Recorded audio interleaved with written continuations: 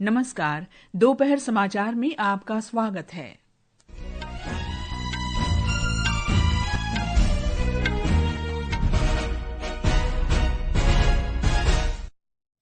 प्रधानमंत्री नरेंद्र मोदी ने नई दिल्ली में भारत मोबिलिटी ग्लोबल एक्सपो का उद्घाटन किया। उन्होंने सरकार के समर्थन, हरित प्रौद्योगिकी और मेक इन इंडिया पहल पर जोर देते हुए मोबिलिटी क्षेत्र में निवेश स्थल के लिए भारत की संभावनाओं का उल्लेख किया। राष्ट्रपति द्रौपदी मुर्मू ने नई दिल्ली में राष्ट्रपति भवन में राष्ट्रीय खेल पुरस्कार 2024 प्रदान किए। विदेश मंत्री एस जयशंकर ने बंगलुरु में नए अमेरिकी वाणिज्य दूतावास के उद्घाटन की सराहना करते हुए कहा, ये अमेरिका के साथ संबंधों को प्रगाढ़ करने के लिए आवश्यक। दिल्ली विधानसभा चुनाव के लिए नामांकन प्रक्रिया आज शाम समाप्त हो जाएगी। पाकिस्तान के पूर्व प्रधानमंत्री इमरान खान को जमीन घोटाला मामले में 14 वर्ष की सजा सुनाई गई। और ऑस्ट्रेलियन ओपन टेनिस टूर्नामेंट में भारत के रोहन बोपन्ना तथा चीन की शुआई झांग की जोड़ी मिक्स्ड डबल्स के दूसरे दौर में पहुंची। दोपहर समाचार के साथ मैं कनकलता। प्रधानमंत्री नरेंद्र मोदी ने कहा है कि देश के लोगों की आकांक्षाओं से संचालित भारत का ऑटोमोबाइल क्षेत्र अभूतपूर्व कायाकल्प के दौर से गुजर रहा है। श्री मोदी ने आज नई दिल्ली के भारत मंडपम में 6 दिन के भारत मोबिलिटी ग्लोबल एक्सपो 2025 का उद्घाटन किया। उन्होंने कहा कि देश के ऑटो उद्योग में पिछले वर्ष 12% की वार्षिक वृद्धि हुई। उन्होंने कहा कि मेक इन इंडिया पहल की शक्ति से देश के ऑटो उद्योग की वृद्धि को समर्थन मिल रहा है। मोबिलिटी में अपना फ्यूचर देखने वाले हर सेक्टर के लिए भारत एक शानदार इन्वेस्टर के लिए भी शानदार डेस्टिनेशन है। मैं आप सभी को फिर विश्वास दिलाता हूं, सरकार हर तरह से आपके साथ है। आप make in India, make for the world के मंत्र के साथ इसी तरह आगे बढ़ते रहें। प्रधानमंत्री ने कहा कि भारत हरित प्रौद्योगिकी, इलेक्ट्रिक वाहन, हाइड्रोजन ईंधन और जैव ईंधनों के विकास पर भी ध्यान दे रहा है। देश इस समय मोबिलिटी क्षेत्र में भविष्य को दिशा देने के लिए प्रत्येक निवेशक के लिए उत्कृष्ट गंतव्य स्थल बन गया है। आज हम एक ऐसे मोबिलिटी सिस्टम के निर्माण में जुटे हैं जो इकोनॉमी और इकोलॉजी दोनों को सपोर्ट करे। एक ऐसा सिस्टम जो फॉसिल फ्यूल के हमारे इंपोर्ट बिल को कम करे। इसलिए आज green technology, EVs, hydrogen fuel, biofuels ऐसी टेक्नोलॉजी के डेवलपमेंट पर हमारा काफी फोकस है। भारत के ऑटो उद्योग के विकास क्षमता में मेक इन इंडिया पहल की महत्वपूर्ण भूमिका पर बल देते हुए श्री मोदी ने कहा कि पीएलआई स्कीम ने मेक इन इंडिया अभियान को नई गति प्रदान की है और 2,25,000 करोड़ रुपए से अधिक की बिक्री की है। उन्होंने इस बात पर बल दिया कि इस योजना के माध्यम से 1.5 लाख से अधिक रोजगार उपलब्ध कराए गए हैं। भारत में पिछले कुछ वर्ष में इलेक्ट्रिक मोबिलिटी की तीव्र वृद्धि पर बल देते हुए श्री मोदी ने कहा कि पिछले दशक में इलेक्ट्रिक वाहनों की बिक्री 640 गुना बढ़ गई। इस अवसर पर केंद्रीय वाणिज्य तथा उद्योग मंत्री पीयूष गोयल ने कहा कि Bharat mobility global expo automobile और संबंधित व्यापार में विश्व का दूसरा सबसे बड़ा आयोजन बन गया है। उन्होंने कहा कि भारत तिपहियों और ट्रैक्टरों का सबसे बड़ा विनिर्माता भी है। भारत मोबिलिटी ग्लोबल एक्सपो 2025 विश्व का दूसरा सबसे बड़ा आयोजन बन गया है। यहाँ पूरी value chain end to end एक साथ एकत्रित हुई है। प्रधानमंत्री जी, आज आपकी उपस्थिति ने हम सबका मनोबल बढ़ाया है। केंद्रीय भारी उद्योग मंत्री एचडी कुमारस्वामी ने कहा कि ग्लोबल एक्सपो भारतीय ऑटोमोबाइल उद्योग में नवीनतम प्रगति को दिखा रहा है। उन्होंने कहा कि सरकार भारत को ऑटो क्षेत्र में आत्मनिर्भर बनाने के लिए प्रतिबद्ध है। भारत मोबिलिटी ग्लोबल एक्सपो का विषय है सीमाओं से परे भावी ऑटोमोटिव मूल्य श्रृंखला का सहसृजन। भारत मोबिलिटी ग्लोबल एक्सपो में 19 से 22 जनवरी तक प्रवेश सभी दर्शकों के लिए निःशुल्क रहेगा। राष्ट्रपति द्रौपदी मुर्मू ने आज नई दिल्ली में राष्ट्रपति भवन में वर्ष 2024 के राष्ट्रीय खेल पुरस्कार प्रदान किए। विश्व शतरंज champion D Gukesh, Paris Olympics में 2 पदक विजेता मनु भाकर, पुरुष हॉकी टीम के कप्तान हरमनप्रीत सिंह और पेरिस पैरालंपिक्स में स्वर्ण पदक विजेता प्रवीण कुमार को प्रतिष्ठित मेजर ध्यानचंद खेल रत्न पुरस्कार से सम्मानित किया गया। यह पुरस्कार पिछले 4 वर्ष में खिलाड़ियों के शानदार और सर्वाधिक असाधारण खेल प्रदर्शन के लिए दिया जाता है। पैरा निशानेबाज कोच सुभाष राणा, निशानेबाज coach Deepali Deshpande, hockey coach Sandeep Sangwan, badminton coach S Muralidharan और फुटबॉल कोच अरमांडो एग्नेलो कोलाको को द्रोणाचार्य पुरस्कार दिया गया। एथलीट ज्योति यर्राजी और अन्नू रानी, मुक्केबाज नीतू और स्वीटी तथा पैरा तीरंदाज राकेश कुमार सहित 32 खिलाड़ियों को अर्जुन पुरस्कार से सम्मानित किया गया। एथलीट सच्चा सिंह और पैरा तैराक मुरलीकांत पेटकर को लाइफ टाइम अर्जुन पुरस्कार से सम्मानित किया गया है। खेलो इंडिया यूनिवर्सिटी गेम्स में समग्र रूप से शीर्ष प्रदर्शन करने के लिए चंडीगढ़ विश्वविद्यालय को मौलाना अबुल कलाम आजाद ट्रॉफी प्रदान की गई। पल्लवी की रिपोर्ट के साथ समाचार कक्ष से जया भारती। राष्ट्रीय खेल पुरस्कार विजेताओं ने प्रतिष्ठित पुरस्कारों से सम्मानित होने पर खुशी व्यक्त की है। अर्जुन पुरस्कार से सम्मानित पैराशूटर मोना अग्रवाल ने कहा कि ये सम्मान पाकर वे गौरवान्वित हैं। जो सम्मान दिया है वो बहुत ही अच्छा लग रहा है, बहुत प्राउड फील कर रहे हैं और हमारे साथ साथ हमारे फैमिली मेंबर्स, हमारे कोचेस सब साथ में हैं, तो सभी दिल से खुश हैं कि इस बार जितने भी मेडलिस्ट थे जिनको पहले कभी अर्जुन अवार्ड नहीं मिला, उन सभी को अर्जुन अवार्ड के लिए सिलेक्ट किया गया है। तो ये गवर्नमेंट का एक बहुत अच्छा स्टेप है।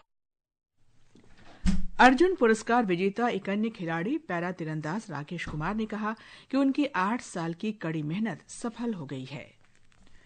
केंद्रीय गृह मंत्री अमित शाह ने आज मध्य प्रदेश में 3 नए आपराधिक कानूनों के क्रियान्वयन की समीक्षा की।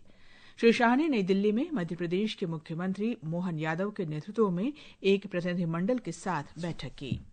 ये समाचार हमारी वेबसाइट www.newsonair.gov.in और हमारे न्यूज ऑन एआईआर ऐप पर भी उपलब्ध हैं। दोपहर समाचार में आपका फिर स्वागत है। विदेश मंत्री एस जयशंकर ने कहा है कि बंगलुरु में अमेरिका का नया वाणिज्य दूतावास भारत और अमेरिका के संबंधों को प्रगाढ़ करने और विस्तार के लिए आवश्यक है। आज बंगलुरु में नए वाणिज्य दूतावास का उद्घाटन करते हुए डॉक्टर जयशंकर ने कहा कि दोनों देशों में खासतौर से आर्टिफिशियल इंटेलिजेंस, अंतरिक्ष क्षेत्र, रक्षा, ड्रोन और जैव प्रौद्योगिकी जैसे क्षेत्रों में सहयोग की संभावनाएं हैं।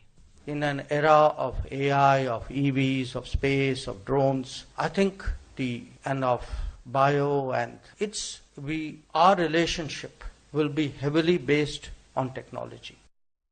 सिंगापुर के राष्ट्रपति थर्मन षणमुगरत्नम 2 दिन की ओडिशा यात्रा पर आज भुवनेश्वर पहुंचे। ओडिशा के मुख्यमंत्री मोहन चरण मांझी ने बीजू पटनायक अंतर्राष्ट्रीय हवाई अड्डे पर सिंगापुर के राष्ट्रपति का स्वागत किया। हमारे संवाददाता ने बताया है कि राष्ट्रपति की इस यात्रा का विशेष महत्व है क्योंकि ये 28 से 29 जनवरी के Utkarsh Odisha make in Odisha conclave से पहले हो रही है।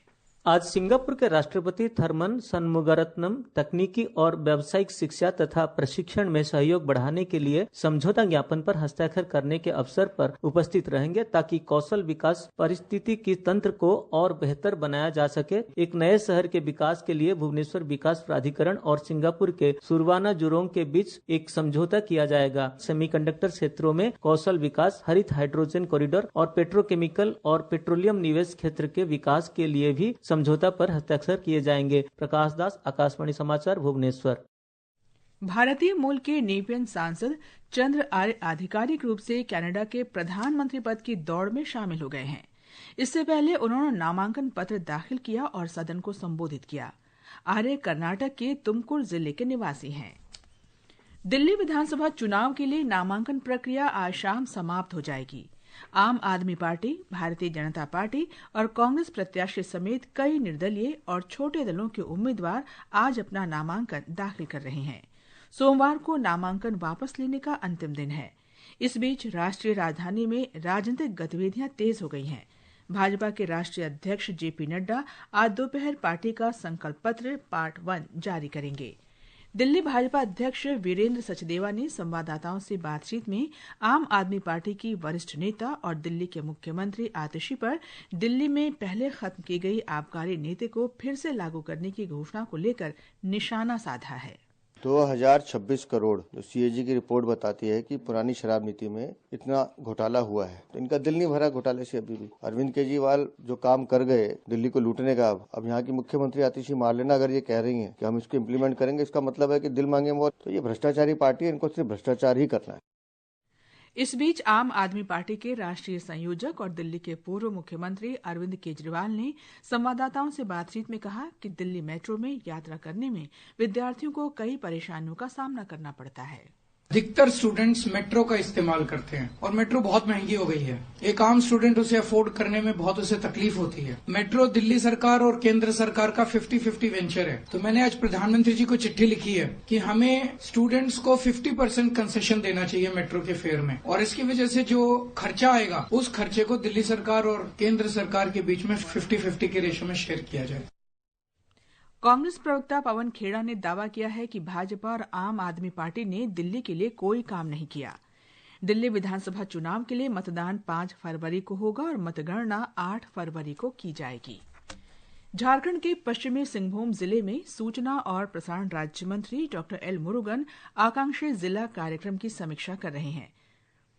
इस अवसर पर उन्होंने कहा कि प्रधानमंत्री नरेंद्र मोदी के नेतृत्व में हमारा देश हर क्षेत्र में प्रगति कर रहा है। छत्तीसगढ़ में मुठभेड़ स्थल से सुरक्षा बलों ने 12 नक्सलियों के शव बरामद किए हैं। ये मुठभेड़ कल बीजापुर जिले के पामेड़ और बासागुड़ा क्षेत्र में हुई थी। मुठभेड़ के बाद घटनास्थल से नक्सलियों के हथियार भी बरामद किए गए। मारे गए नक्सलियों की पहचान की जा रही है। मुठभेड़ में 3 सुरक्षाकर्मी भी घायल हुए हैं। घायल जवान खतरे से बाहर हैं। सैफ अली खान पर हमला मामले में मुंबई पुलिस ने एक शख्स को गिरफ्तार किया है। पुलिस उसे आगे की जांच के लिए बांद्रा पुलिस स्टेशन ले गई है। लीलावती अस्पताल के डॉक्टरों के अनुसार उनकी हालत में सुधार हो रहा है और उन्हें गहन चिकित्सा इकाई से बाहर भेज दिया गया है। डॉक्टर नितिन डेंज ने बताया कि सैफ अली खान अब खतरे से बाहर हैं। उन्हें आईसीयू से नॉर्मल वार्ड में शिफ्ट कर दिया गया है। महाराष्ट्र में पुणे नासिक राष्ट्रीय राजमार्ग पर आज एक दुर्घटना में 9 लोगों की मौत हो गई। घटना सुबह नारायण गांव के पास हुई। पुलिस के अनुसार 4 महिलाएं, 4 पुरुष और एक छोटी बच्ची की दुर्घटना में मृत्यु हो गई। और अब खबरें महाकुंभ से।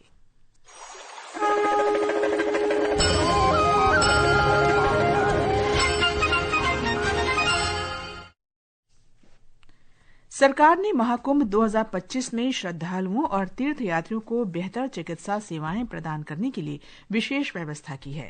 हमारे संवाददाता ने बताया है कि प्रयागराज मेला प्राधिकरण ने श्रद्धालुओं की स्वास्थ्य संबंधी जरूरतों को पूरा करने के लिए महाकुंभ मेला क्षेत्र के परेड ग्राउंड में 100 बिस्तरों वाला केंद्रीय अस्पताल स्थापित किया है। महाकुंभ 2025 के दौरान श्रद्धालुओं की सुरक्षा सुनिश्चित करने के साथ साथ सरकार ने चिकित्सा सुविधाओं को भी उच्च प्राथमिकता दी है। केंद्रीय अस्पताल के अलावा संक्रामक रोगों के प्रबंधन के लिए मेला क्षेत्र में 2 समर्पित अस्पताल भी स्थापित किए गए हैं, ताकि देश विदेश से आने वाले श्रद्धालुओं की स्वास्थ्य सुरक्षा सुनिश्चित की जा सके। आकाशवाणी समाचार से बातचीत में केंद्रीय अस्पताल के नोडल अधिकारी डॉक्टर गौरव दुबे ने बताया कि अस्पताल में पुरुषों, महिलाओं और बच्चों के लिए अलग अलग वार्ड हैं, साथ ही आईसीयू और आपातकालीन सुविधाएं भी उपलब्ध हैं। ये 100 बेड का केंद्रीय चिकित्सालय है, जिसमें 45 बेड पुरुषों के लिए, 40 बेड महिलाओं के लिए आरक्षित है, 5 बेड का हमारा पीडियाट्रिक वार्ड है बच्चों के लिए, 10 बेड का आईसीयू है, लेबर रूम है, माइनर और मेजर ओटी की फैसिलिटी है हमारे पास। इसके अलावा हमारे पास डिफरेंट कैटेगरी के स्पेशलिस्ट हैं, जिसमें पीडियाट्रिशियन है, गायनेकोलॉजिस्ट हैं, ऑर्थोपेडिशियंस हैं, चेस्ट फिजिशियन हैं और ऑप्थेल्मोलॉजिस्ट हैं। मेला क्षेत्र के विभिन्न क्षेत्रों में 20-20 बेड की क्षमता वाले 8 छोटे अस्पताल भी संचालित हैं। अस्पतालों में दी जाने वाली सभी चिकित्सा सेवाएं निःशुल्क हैं। आनंद कुमार, आकाशवाणी समाचार, प्रयागराज। पाकिस्तान के पूर्व प्रधानमंत्री इमरान खान को 190 मिलियन पाउंड के अल कादर ट्रस्ट मामले में 14 वर्ष की जेल की सजा सुनाई गई है। इमरान खान की पत्नी बुशरा बीबी को 7 वर्ष की सजा सुनाई गई। न्यायाधीश नासिर जावेद राणा ने अदियाला जेल में बनाई गई अस्थायी अदालत में कड़ी सुरक्षा के बीच ये फैसला सुनाया। मेलबर्न में भारत के रोहन बोपन्ना और चीन की शुआई झांग की जोड़ी ऑस्ट्रेलियन ओपन टेनिस टूर्नामेंट में मिक्स डबल्स के दूसरे दौर में पहुंच गई है। अंत में मुख्य समाचार एक बार फिर। प्रधानमंत्री नरेंद्र मोदी ने नई दिल्ली में भारत मोबिलिटी ग्लोबल एक्सपो का उद्घाटन किया। उन्होंने सरकार के समर्थन, हरित प्रौद्योगिकी और मेक इन इंडिया पहल पर जोर देते हुए मोबिलिटी क्षेत्र में निवेश स्थल के लिए भारत की संभावनाओं का उल्लेख किया। राष्ट्रपति द्रौपदी मुर्मू ने नई दिल्ली में राष्ट्रपति भवन में राष्ट्रीय खेल पुरस्कार 2024 प्रदान किए। दिल्ली विधानसभा चुनाव के लिए नामांकन प्रक्रिया आज शाम समाप्त हो जाएगी और पाकिस्तान के पूर्व प्रधानमंत्री इमरान खान को जमीन घोटाला मामले में 14 वर्ष की सजा सुनाई गई। इसके साथ ही दोपहर समाचार का ये अंक समाप्त हुआ। नमस्कार।